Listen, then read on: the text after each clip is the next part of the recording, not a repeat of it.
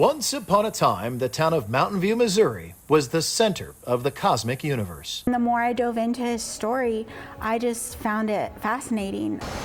Emily Smith has a small cafe on Front Street called Cosmic Coffee. It is now ground zero for a close encounter of an Ozarks kind. I'd love to know that this kind of stuff happened in our small little town. Customers still wonder exactly what happened in the woods almost 70 years ago. When I was younger, I thought he was kind of, crazy. A lot of people sincerely believed that.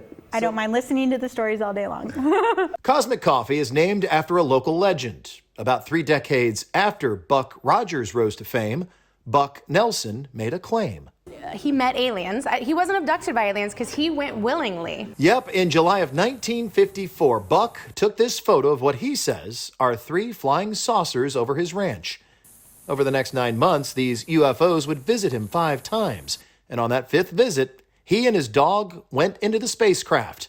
It was Buck and Ted's excellent adventure. Look at this headline, this is great, but the flying saucers didn't come. Well, no, they didn't. Sue Ellen Price lives a few blocks from Cosmic Coffee. Her parents owned the drugstore at the time of Buck's journey, and they saved all of the newspaper clippings. Taken on a spaceship. I said, come on, Dad. I mean, really, what?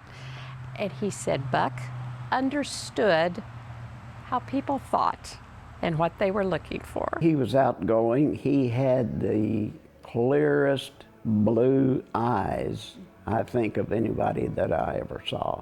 He was interesting to talk to. He had a distinct character about him. And despite a 6th grade education, Buck knew how to market his story. For years, he would have spacecraft conventions on his farm with guest speakers and musicians. Oh, my mom told me this story, and they would just mingle with everybody and talk and tell stories, and there was music and cooking. I remember people just walking around with binoculars like this the entire time we were there. Being young, I remember the things that were really odd to me as a kid. The gravel road, there were cars parked all up and down the road. People from all over the United States. But this is the control panel. Buck also wrote a book and called it My Trip to Mars, the Moon, and Venus.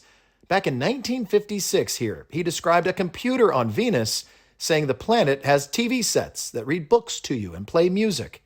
And all of the destinations have the 12 laws of God, which resemble the 10 Commandments. I resonate with some of the qualities that he believed in of how we should treat each other. So I love that aspect of it. If they had something like that now, I'd go. And whether you believe Buck took that trip or not, you have to admit he knew how to tell an out-of-this-world story and draw people by the hundreds to Mountain View, Missouri.